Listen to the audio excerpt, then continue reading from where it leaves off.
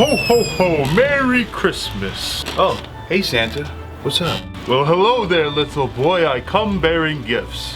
Alright, cool, but I'm not a little boy anymore. I'm 22, so you don't have to call me that. Ho ho ho ho. Well, here you go, little boy. Thanks. This is what you gave me for Christmas? Home Alone 5-movie collection? What the fuck am I supposed to do with this? It's not even wrapped. Ho ho ho. Well, I thought a little boy like yourself could find some use out of that. You know I wanted shoes for Christmas, right? Look, these shoes, the ones I'm wearing now, they have a fucking hole in them. I'm walking around like a hobo, and this is what you gave me for Christmas? Look, times are tough, little boy. I'm not a little boy. I'm a grown fucking man, and all I wanted was some goddamn shoes. Why are there 5 Home Alone movies, Santa? Answer me that. Ho ho ho ho. Settle down, little boy. Now, if you'd excuse me, I have other complaining ass bitches to give presents to. Ho ho ho. Merry Christmas. Welcome everybody, how's it going? Today I am gonna watch all 5 of the Home Alone movies so you don't have to. Oh, this was a mistake.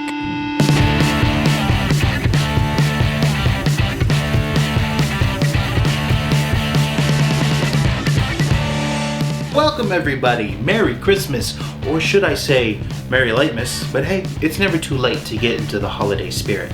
Now I know what you're thinking. 5 Home Alone movies? Yes, 5 Home Alone movies. Believe it or not, there is a sequel to the original movie we all love, and it has the same cast, and then there's another sequel after that one with a completely different cast, and then there's not one, but 2 straight-to-TV mistakes that should not be allowed to taint the Home Alone name. We're going to break down all of these movies one by one, but first let me explain that these movies all follow the same 3-act structure. In the first act of these movies, we're introduced to the kid and the family. It usually has some moment where the star kid royally fucks something up, and that gets the whole family to hate on him. And I mean really hate on him. Kevin, you're such a disease. Damn, a disease? Take it down a notch. This isn't the coronavirus over here. Kevin McAllister isn't killing thousands of people. He just spilled the milk. It could happen to anybody. Look what you did, you little jerk. Oh shit. Don't spill the milk at the McAllister home. Anyway, so this moment of hate in the movie always seems to set up some foreshadowing, where the kid complains about his family and wishes that they were gone. If I grow up and get married, I'm living alone. Did you hear me? I'm living alone. I'm living alone. I wish I didn't have a family. In the second act, we meet the robbers. At this point in the movie, these guys tend to be quite intelligent most of the time. Oh, don't kidnap me, I'm serious. I'm the boss. And they are able to evade the police while they plan to rob something that the kid stands in the way of. Up until now, most of these movies have a believable premise. An untrustworthy independent kid is noticing a bunch of bandits try and rob his house or belongings. In the real world though, I would imagine that this kid would just call the police, or if he didn't, he would probably be murdered by several adults who could easily overpower him. But in Act 3, shit always hits the fan when the robber's IQ drops by 80 fucking points and they let a young boy perfectly place booby traps, usually at a godlike speed, to stop them. Sometimes these guys are even carrying guns, and yet these kids never get harmed and always seem to be able to stop the bandits. Then the family reunites together again to cherish Christmas. And everyone loves the kid who put his own life at risk instead of calling the police. Merry Christmas. These kids should be dead. They should be easy to kidnap, restrain, and murder. Instead, the only one dying in these movies are the robbers.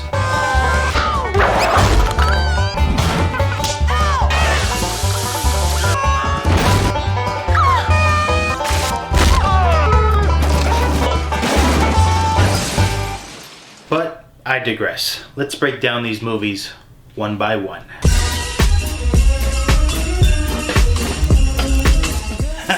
Home Alone 1, a pioneer. I'm sure by now most of you here have watched the first Home Alone movie, but if not, here's what happens. After a power outage in the middle of the night causes all of the clocks to reset, the McAllister family, along with like 3 other families, end up running late for their flight to France. Yes, that's right, France. There's like 15 people in this family, so I'm gonna guess that they're spending about $500,000 on this vacation. Because not only is the whole family white, they're also rich. Hashtag relatable. But because they rushed to the airport, they ended up forgetting about old Kevin McAllister. And unbeknownst to them, two robbers are planning on taking on the neighborhood while all the rich white families are on vacation. However, these guys soon find out that the fancy McAllister home has a kid living there all alone. Well, if the kid's there, the parents gotta be.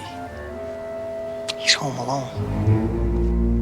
This is when the Act 3 bullshit starts to happen. Instead of ignoring his house for the countless other empty homes, they decide to come back after dark, just to give the kid PTSD. We'll unload the van, we'll get a bite to eat, and we'll come back about 9 o'clock. We'll offload the van, we'll grab a bite to eat, we'll come back around 9 o'clock. Yeah, but the kid, he's a witness. He'll remember our faces. Well, we'll deal with him. Deal with him?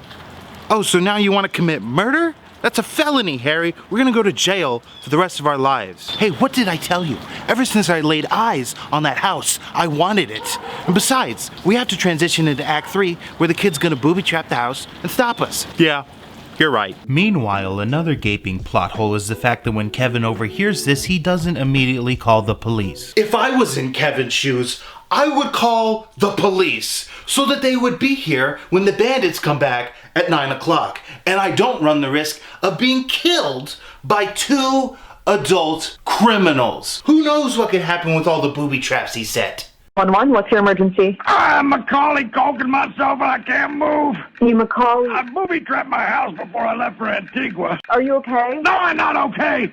I triggered the whole dang pulley system when I opened the door. I let my head on fire, got slammed in the feeder by a swinging paint can, and then a goddamn gainer on a bunch of marbles. But instead of doing any of that, he just decides to do some soul searching. He ends up finding a Santa so he can wish his family back, because I guess he forgot that they left for France without him. And this fucking dude is just like, hurry up, I got places to be. Can I talk to you for a minute? Yeah, if you make it quick, Santa's got a little get-together he's late for. Santa's got an orgy to get to. What I find baffling is that this dude hears an 8-year-old boy wishing to basically not be an orphan anymore, and what does he do? He hands him a Tic Tac and then he drives away. Here, pull out your little paw there. There you go. You know, there's like places you can go, like foster homes and police stations. Instead, Santa's like, listen, kid, I got an orgy to get to. Here, take a Tic Tac.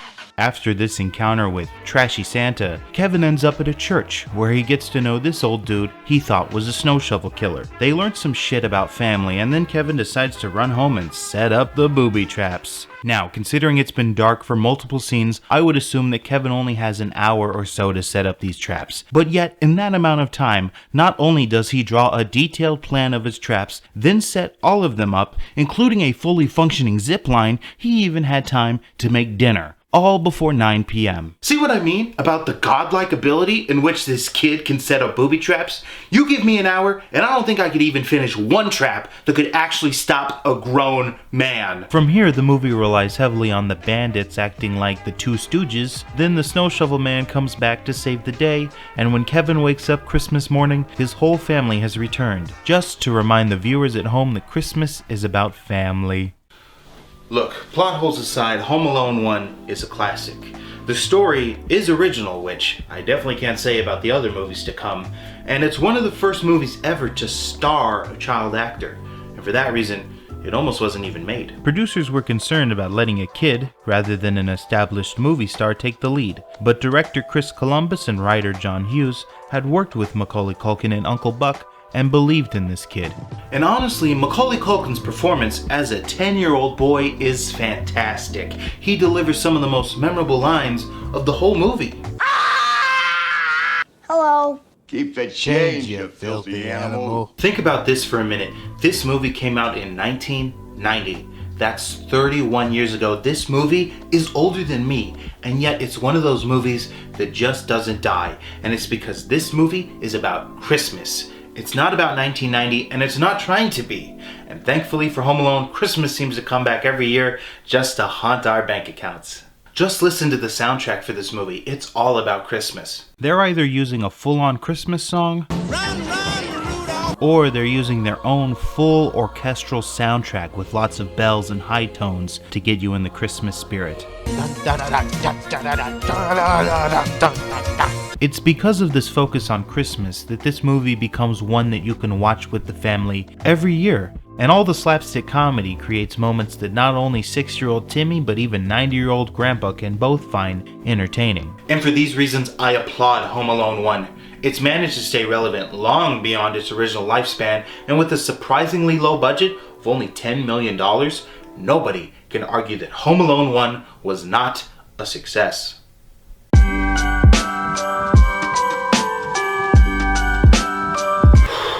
It's all downhill from here. Home Alone 2, Lost in New York. This movie is the exact same as the first movie. Literally, they're the same movie. Okay, I have seen some bad sequel copying and pasting, but I think this one takes the cake. Here's what I think happened. I think a certain someone noticed just how well Home Alone 1 was received, and so he went around to the original crew and was like, hey, I think people would enjoy another Home Alone movie. Well, we don't have another script ready. I said, I think people would really enjoy another Home Alone movie. Wouldn't you agree? You know what? Now that you said it again, I do agree. Let's do it. And without a new original script at the hand, they just decided to remake Home Alone 1 beat for beat. We did it again!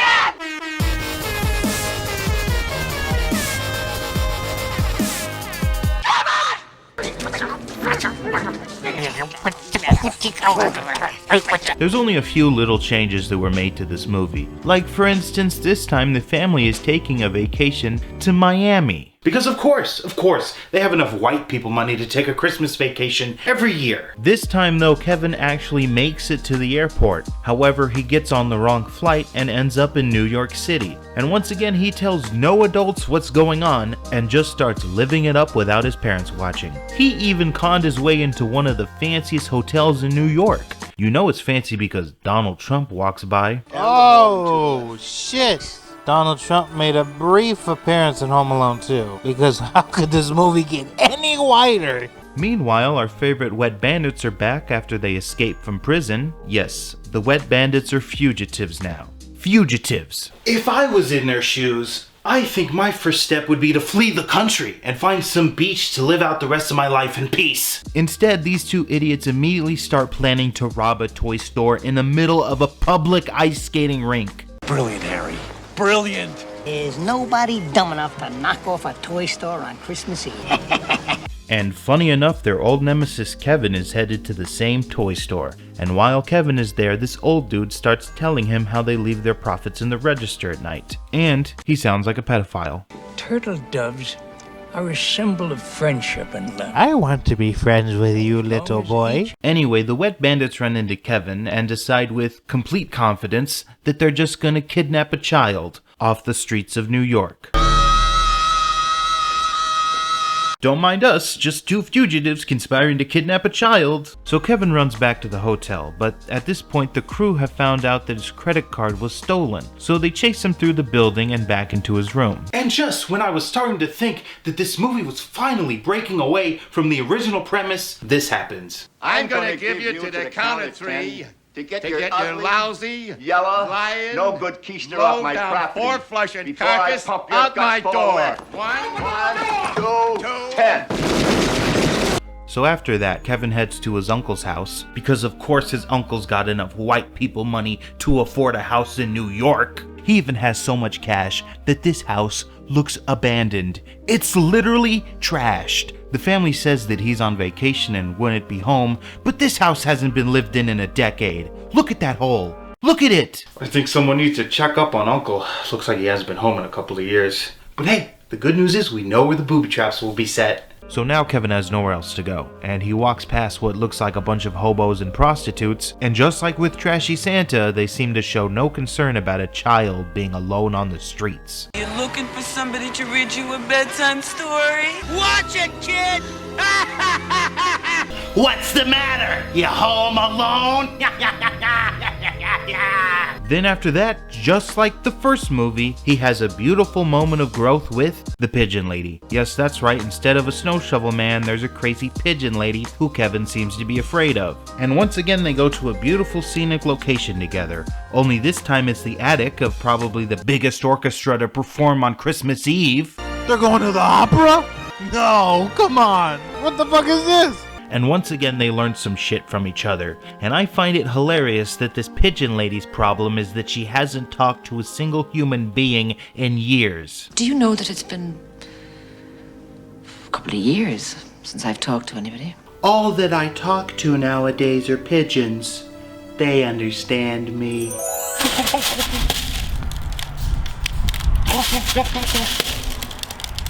And now that we've finally had the redeeming moment with the person Kevin used to be afraid of, it's time for Act 3. Where this time Kevin runs back to his uncle's evicted home, and with an ever-increasing godlike speed sets up dozens of traps, but with a more industrialist theme. What? Where'd he get kerosene? Then Kevin heads back to the toy store and witnesses the fugitives in action. He gets their attention by taking their pictures, probably just to prove that any of the shit is actually happening to him, and this leads to one of the most ridiculous moments of the entire movie. Let's kill! Oh shit! Take it down a notch, Marv. This is a children's movie after all. Of course, from then on, Kevin's drawn-in marker booby trap plan works perfectly. Again. And if there's one thing I've noticed about this movie, it's that it's trying to be over the top from the last one. Take for instance this scene in Home Alone 1, where Kevin is eating a bowl of ice cream. But in Home Alone 2, when they copy and pasted this shit, he's having a servant give him even more ice cream. Brilliant, right? And they definitely took this idea to heart when it came time for Act 3, because the slapstick is just out of this world. Really? This is ridiculous. Come on. At least the first movie had a sense of realism. Even the hint of realism. This time they're acting like they're on the fucking moon. And it doesn't stop there. Well, it does for Harry. I think Joe Pesci argued in this movie to not be as badly beaten as he was in the first. Probably because this idiot, who thinks he can rap, believes it's better for his image. Beat out my ass, treat all my bras like trash. You'll catch a blast if you move too fast. But this time, Marv, he gets annihilated. And it starts when he gets hit in the head with a brick 6 times. And Kevin is on the roof when he throws the bricks.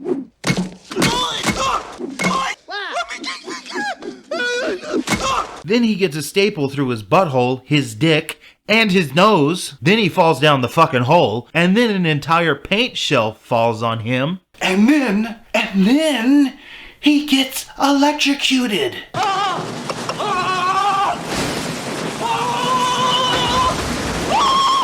Fatality.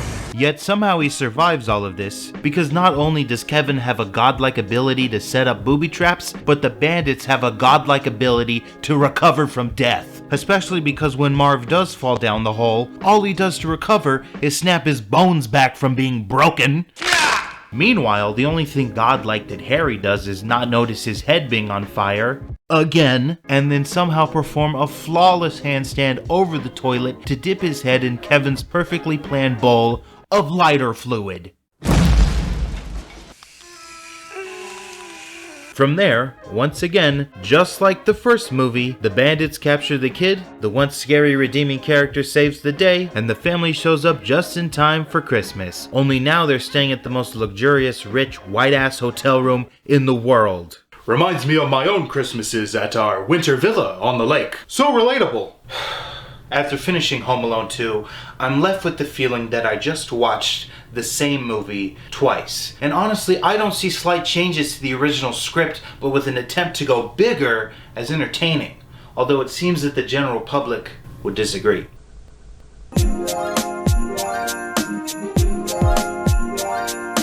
Haha, Home Alone 3, the odd duckling of the Home Alone sequels. Home Alone 3 was the last movie made by 20th Century Fox.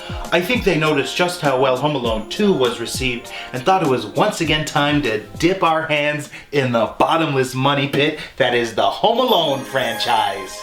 So I think Fox went around to the original casting crew and asked if anyone would be interested in making a third one. And perhaps they all saw the writing on the wall because the only person who was willing to participate was the writer, John Hughes. And I have to give John credit for this movie. The plot for this movie is not that bad. Really, I don't have a lot to complain about in terms of the story. Everything else about this movie sucks though. Literally everything else. But to explain this all, let's break it down.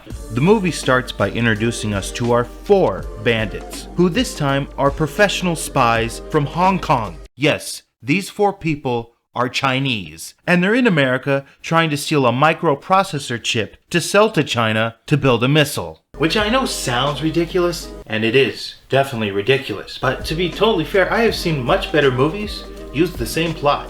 Our target is a major transaction of microprocessors.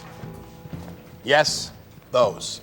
I don't know what they are, you don't know what they are, who gives a fuck? And I gotta admit that these spies are way more professional than those wet bandits we've been learning to love in the last 2 movies. Because when they get the computer chip, they hide it in a toy car so they can fly back to Hong Kong. Their only problem is that when they're at the airport, this old lady confuses her bag with theirs and ends up flying back home to Chicago. And even though this movie takes place in Chicago, the main character is not Kevin McAllister. This time it's about Alex Pruitt, and Alex is no Macaulay Culkin. John tries to give him memorable lines, but it just doesn't work. Pardon me, Mrs. Huss, but I think I'm almost, maybe, possibly, probably gonna be late for my dinner. So anyway, Grandma gives Alex a toy car in exchange for shoveling her walkway. And then Alex goes home, where we see that this kid actually has prior interest in gadgets. And honestly, I appreciate this movie's foreshadowing of this kid's experience with gadgets and booby traps. I still don't think this 3-foot-tall, 8-year-old boy can actually stop 4 professional spies. But that's besides the point. After that, Alex discovers that he's coming down with the chickenpox, and because of this, he has to spend the next few days at home where he will be alone. Hashtag Home Stallone. And being sick at home makes a lot more sense than accidentally leaving him at home while you board a flight to France for your rich white-ass Christmas. Anyway, from there we transition into Act 2, where this kid becomes a little spy of his own. He starts noticing these bandits breaking into people's homes, and to this movie's unbelievable credit, he actually decides to call the police. However, these bandits are true professionals. They evade with moments to spare, and by the end, the whole neighborhood, including the police, start to feel like Alex is just the boy who cries wolf. It wasn't a false alarm. There was a guy in the house, he had 2 lookouts, and a driver in a gray van. Dang, this kid is descriptive. I would be listening to him. Man, late 40s, balding on top, 6'11", driving a white van, license plate SKVW5711. So now nobody believes him, including his own family, which is how we see the scene of the family hating on Alex. And they really do hate on him. The world laughs, Alex. You've stained the family name. What? Oh, damn. You ruined us. But now that Alex tried talking to the police, it makes more sense that he would take matters into his own hands. Although I still think that these bandits, who are definitely carrying guns, would simply kill him, especially because they say that's what they're gonna do. Whack every kid in the neighborhood, burn them all. Shit! These guys are not playing around. Well, I guess it doesn't really matter because it's almost time for Act 3, where Alex's first plan involves recording the bandits using the toy car, which he doesn't know is what they're actually looking for. And this leads to our first major plot hole, which is that the movie should end right about here. Of course, this isn't where the movie ends. Instead, our 4 bandits have a ridiculous chase through the neighborhood, and we can already start to tell that their IQ is dropping. Haha, you gotta remember that these are goons, knocking each other on the noggin. What can you do?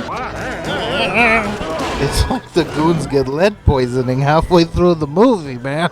Anyway, after the car chase, if you can even call it that, Alex finds out that there's a highly powerful late 1990s Air Force microprocessor chip hidden inside the toy car. So now that he finally knows what they want, what does he do? Does he send it to the police to provide some evidence? Does he show it to his mom to prove that this is happening to the neighborhood? He could even destroy the thing, break it in half and render it useless for these Chinese spies. But no, instead he sets up some goddamn booby traps. And once again he does it at a breakneck speed, but this time using definitely adult-only equipment, and all to a super catchy late 90s song. Oh my god, this song is awful. Act 3, my favorite part of the movie. Of course, we all know what's about to happen. These highly professional Chinese spies are about to be outwitted and out-booby-trapped by an 8-year-old boy. I got him! Why would he be dangling from the ceiling? Why would he be doing that? Bro, this is what I'm talking about. They were literal professionals up until now. Anyway, we all know what happens from here. The kid takes down the bandits and his family shows up just in the nick of time. Such a classic ending. Not being concerned at all about the house damage. Look, if I had to recommend a Home Alone sequel to watch, it would be this one. The story itself was not that bad, and it did have some entertaining moments sprinkled throughout. When we compare the success of Home Alone 1 and even the success of Home Alone 2, this movie tanked in the box office, and I think this is for a few reasons. One of which is that it doesn't star Macaulay Culkin, and his performance is what made the original so memorable. And the other issue that this movie has is that it is in no way actually about Christmas. The word Christmas is said once throughout the entire movie. And the soundtrack for this movie does not do it any favors. Instead of being about Christmas like the last two movies, this time it's only about being in the late 90s. It is a constant barrage of outdated pop and rock songs. This isn't Christmas, it's the 90s. 90s, da da da da da da da da da da da da da. This is the late 90s, da da da da da da. Look, if there's one thing the first two movies did right, it was making the story about Christmas. Well, the story's about a boy stopping a bunch of bandits with homemade traps, but Christmas is a central character, and the story always ends on Christmas Day. This movie did not end on Christmas Day, and I think it didn't even take place during the holiday break. Otherwise, the rest of the family would be home while Alex has the chickenpox. For all we know, the Pruitt family could be lazy, and this whole movie could be taking place in late February. So maybe this video is still relevant after all. Look, the point I'm trying to make here is that Christmas is what keeps the audience coming back. We want to see Christmas. Christmas meant nothing in this fucking movie. Fuck Christmas, god damn it. After watching Home Alone 3, I feel like I didn't just watch a Home Alone sequel. I feel more like I just watched an Ace Ventura sequel. With a late 90s aesthetic, a deep criminal mystery, and a bunch of hyper-intelligent pets who help an incompetent child solve the mystery and stop the bandits. Yeah, sounds like Ace Ventura. Le who? The her. Anyway, with the complete box office failure that Home Alone 3 was, it's no wonder that 20th Century Fox retired the Home Alone franchise for good. Oh. Oh no. Oh no! Oh man, why did I do this? Home Alone 4, Taking Back the House. This movie came out 5 years after Home Alone 3 and is in no way affiliated with 20th Century Fox. It didn't even have a theatrical release. Instead, this movie was entirely produced by ABC Family as a part of their annual countdown to Christmas, which apparently is something ABC does every year, going as far back as 2002. What I don't understand is why ABC even decided to make this movie when they clearly already had the rights to Home Alone and probably would have gotten more views and revenue if they had just played the original movie instead of this fucking garbage. This movie is really bad. It's one of the worst movies I've ever seen, and that is saying something.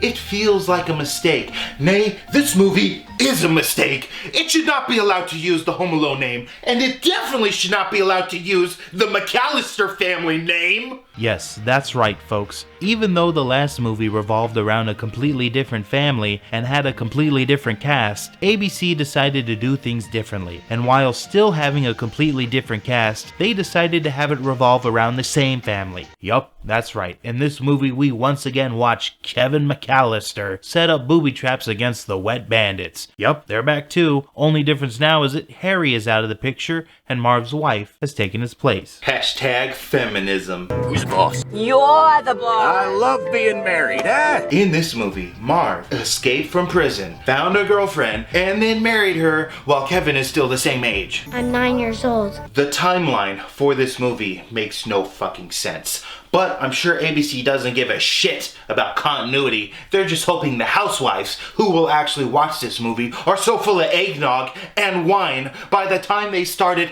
that they won't notice that kind of shit. Or better yet, that they won't notice how fucking bad of a movie they made. Anyway, this movie starts by telling us that the McAllisters are now divorced and that Dad will not be joining us for Christmas. Even though in the very next scene he walks through the fucking door and all he does is tell his still divorcing wife that he's about to marry some other chick. When our divorce is final, I'm gonna marry her.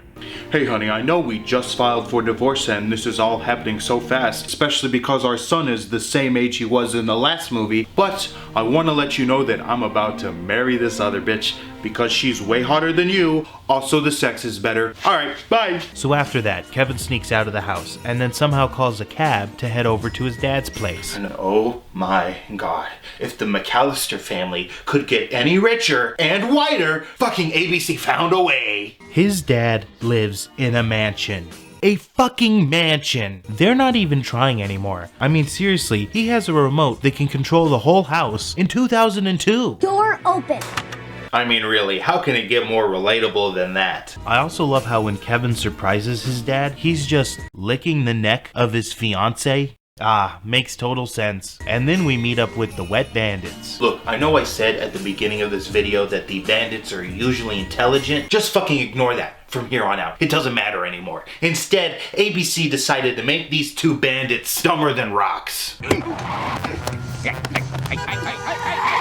These two idiots are so dumb that when they're looking at the richest house I've ever seen, instead of robbing them for tens of thousands of dollars, they decide to kidnap someone. 3 words, Vera. Kid-nap-ping.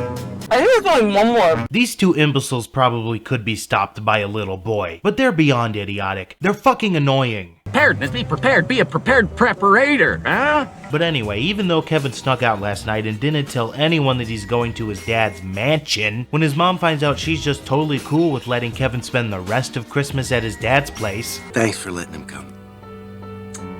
Well, thanks for calling. Merry Christmas. And of course, that day, when Kevin's dad and stepmom leave to make more millions, the bandits break in and Kevin leads them to the fanciest shit shower and turns the dial to beyond outrageous. Really? Not even a booby trap. Bro, where's all this water coming from? Wait, what? Now they're swimming? What the fuck? The ceiling's coming down! And after that, since nobody's there to be kidnapped, the bandits decide to leave before anyone sees them. Let's get out of here before somebody sees us. I'll be back! And then the stepmom returns, and she's obviously pissed that Kevin flooded her mansion. But in the very next scene, she's happy as can be, the house is perfectly fine, and they're having this weird dance scene where they very poorly decorate the Christmas tree. Oh man.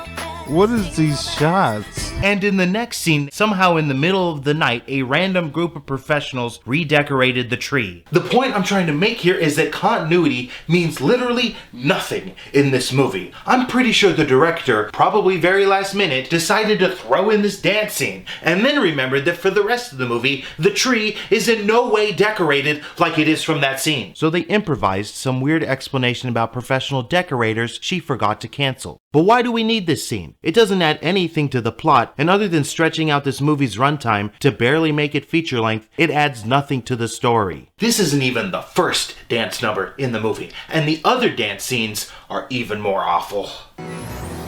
They're like, look happy. Be happy that you're getting fed this meal. I could do that shit. Yeah, I'm getting to eat breakfast. And now they're just stealing an iconic scene from the first movie.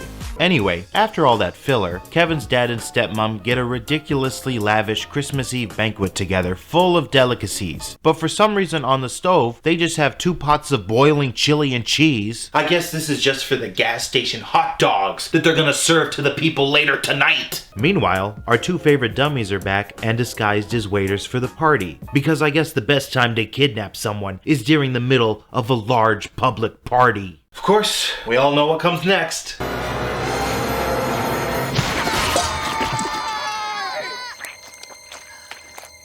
And even though people can clearly tell that there's something going on in the kitchen, nobody's able to spot the bandits and they're able to escape again. Because I guess they were too busy hating on Kevin for causing a bunch of people to trip and fall during the party. And as we start gearing up for Act 3 of this movie, every single character starts to become a villain. Literally every character. The stepmom starts talking shit to Kevin. You better not cross me.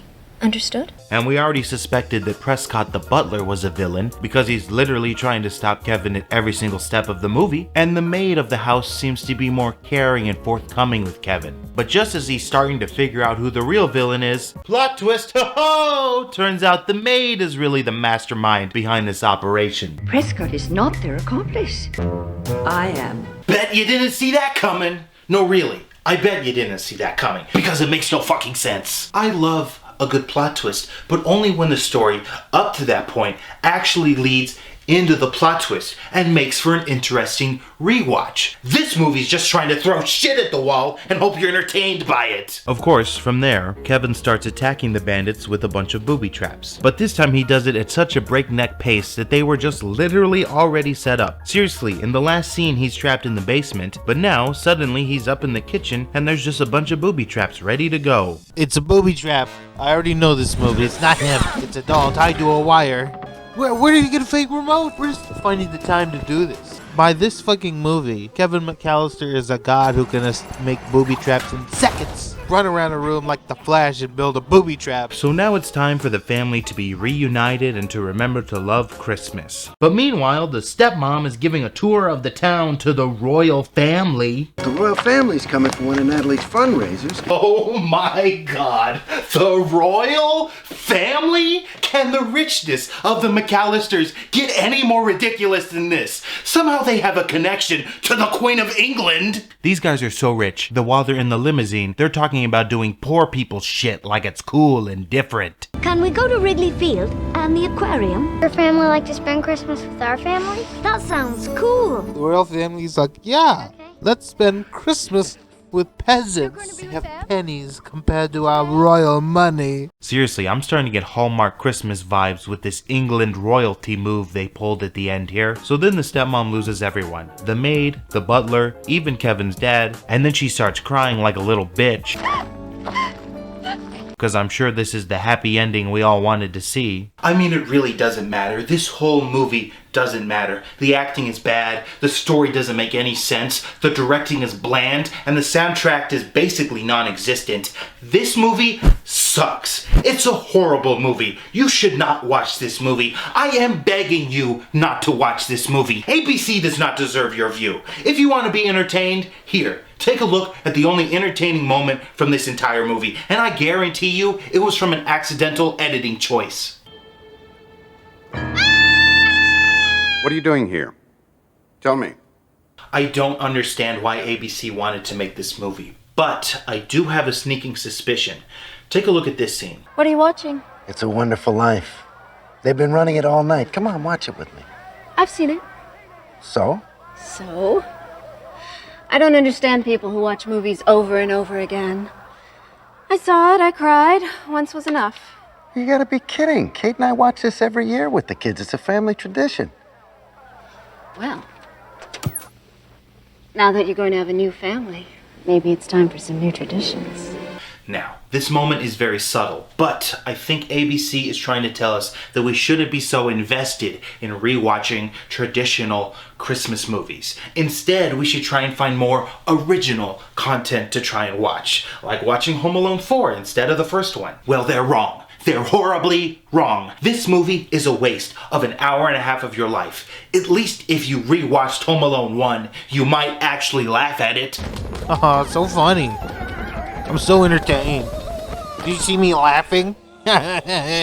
If I was in charge of ABC during their countdown to Christmas, instead of spending a bunch of money remaking Home Alone, I would have spent that money getting the rights to the first movie, because I guarantee you more people would have watched it. Instead, ABC shat on a plate and called it dinner. Shame on you, ABC. Shame on you. How dare you disrespect the Home Alone franchise, and more importantly, the McAllister family name. None of these idiots deserve to reprise the roles they played, and ABC does not deserve to suckle on the teeth of 20th Century Fox for some more of that Home Alone milk. Oh, I can't. I don't think I can keep going.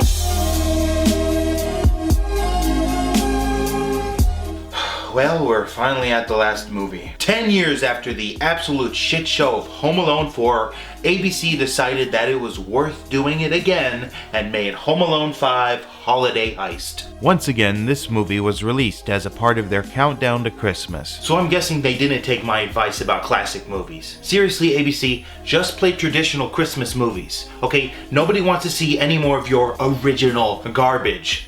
Unfortunately though, I'm already 4 movies deep down this rabbit hole, and I guess there's no going back. This movie follows a completely new family who are preparing to buy a home that is believed to be haunted, and meanwhile their son Finn is addicted to video games. That's it. That's his one character trait. He loves to play a shitty version of fake Halo. He talks about it all the time, and apparently he's a big loser with no friends because of it. If only there was some way to make friends over the internet. What can you do? So this time, our robbers are a motley crew of idiots. We've got this bitch who keeps crying over her ex at literally the slightest shit. It reminds me of Steve. And then we have this guy, who I recognize from My Name is Earl. He's a pretty good actor and one of the only entertaining characters in this movie. And then we have the leader, this dude, who I found out later is the star of Clockwork Orange. Bro, come on. But in this movie he looks like the stock footage man, and he's trying to break into Finn's home because he believes that long ago some old dude left a painting in the basement and it's worth a lot of money. It's never really explained how he figured out that the painting he's been looking for was inside some safe hidden behind a shelf in the basement of this empty home. But fuck it, we gotta progress the plot somehow. And just like the last movie, these 3 are complete idiots who can't get their shit together. So I guess it's a good thing that nobody seems to spot them, and whenever Finn comes close he just thinks they're the ghosts of this haunted home. My ghost trap! The ghost is out! The other kids at least knew it was crooks. This kid just thinks it's fucking ghosts. So while that's going on, Finn's mom and his dad, who looks like discount Jason Bateman, leave for a company retreat at her boss's private mountain. And when I say place, I mean private mountain. Private mountain? Private mountain. And once they're gone, they leave Finn and his sister at home. We're home alone. They're not though. There's 2 of them. That's not Home Alone. That's home siblings. So while the parents are gone, Finn and his sister discover a secret room behind the secret door, or behind the secret safe, behind the other secret door, and in this room, there is one god-awful painting. Painting looks awful. Ugh! Don't you dare call that a mooch. Then the sister gets trapped inside the room, probably just so that Finn can technically do the traps himself, but instead of doing that, he just starts playing video games. And what do you know, he makes friends with some 20-year-old loser from the internet. You just gotta devote 10 to 14 hours a day to the game, you know? What a loser. I'm getting real Kevin Oler vibes from this guy. Kevin Oler is in this movie. So it's right about now that the bandits arrive to rob the house. And once again, Finn thinks it's a bunch of ghosts. So what does he do to scare them? He turns on a bunch of lights. And when the bandits see this, they think it's a ghost too. It's the ghost! It's the ghost! Cause that's the only option. Must be a ghost. Can't possibly be an actual person walking around the house turning the lights on. Anyway, through a bunch of random coincidences, Finn discovers that there are actually 3 bandits trying to rob his house. And so like any logical person would do, he booby traps the home. It's like I said at the beginning of this video, this kid is able to set up booby traps at an impossible speed. Literally impossible. Take a look at this shot from earlier in the movie. Finn can't sleep because he's afraid of the ghost, but decides to go to bed anyways. And once he lays down, the camera pans over to the alarm clock, where I guess it's supposed to show the transitioning of time. But this shot doesn't make any sense. Why is everything blurred out except for the alarm clock? And then he wakes up and a bunch of booby traps have been set. He's got a thermal camera pointed at the door. Come on. When did he get the time to set up this booby trap? He set it up in his sleep, apparently. What is this? And now that the booby traps have been set, it's time for Act 3. Oh no, what's he gonna do? You can't handle those kinds of marbles. How did that thing start? Seriously, how did it start? You know what I don't understand is in this montage we don't see him doing much. Meanwhile, he somehow set up all of these different incredibly elaborate traps and drop systems all tied together like an advanced Rube Goldberg machine for bandits, but yet this movie just shows him cooking a bunch of bad tasting gingerbread snacks. What's also insane is that while all of these bandits are being battered by clearly set traps, they still just think that the house is haunted. Do you feel it? It's like someone's watching us. Oh my god. Guys, the ghost must have booby-trapped the house. Wait a minute. Look around. He must have furnished the home as well.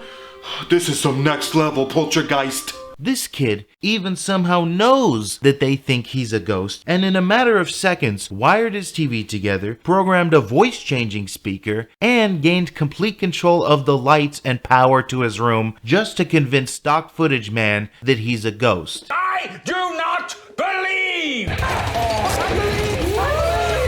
Like I said, they're perfect. They're always perfect. The booby traps never fail. They never fail. So the bandits are able to break into the safe, and inside is Finn's sister waiting for them. They fight over the painting, which gives the sister a perfect chance to escape, and while all of this is going on, the crazy gamer dude who looks like Kevin Oler was swatted by Finn's mom after an embarrassingly bad phone call. Hi, my name is Simon Hassler, and your daughter is locked in the basement. You kidnapped my kids! What? No, I know this sounds crazy, but... I'm phoning the police, you sick monster! But yet, not only does the SWAT team believe his story, he somehow got full camera access to the house, and these guys start watching this shit like it's a movie.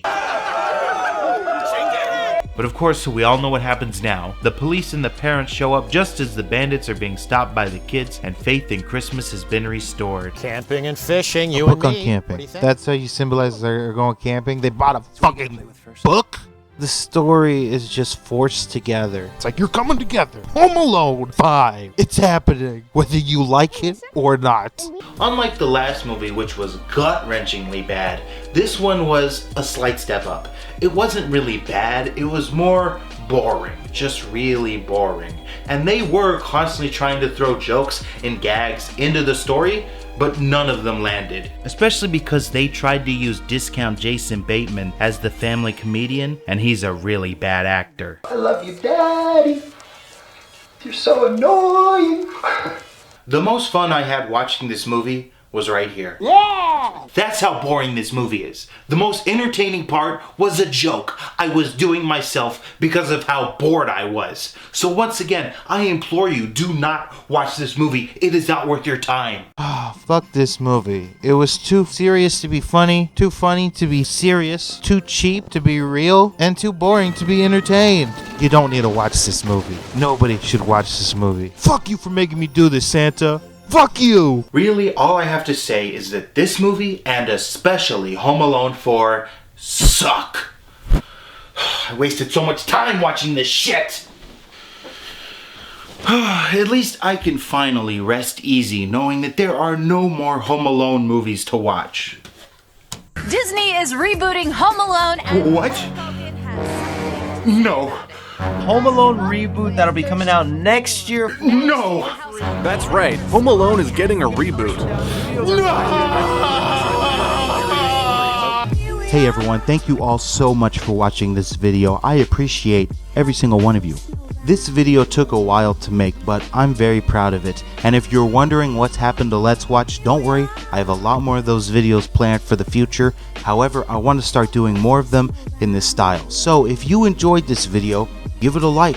Maybe even give it a subscribe. Hell, even give it a comment. I don't know. It's a free country. You can do what you want. Alright, peace.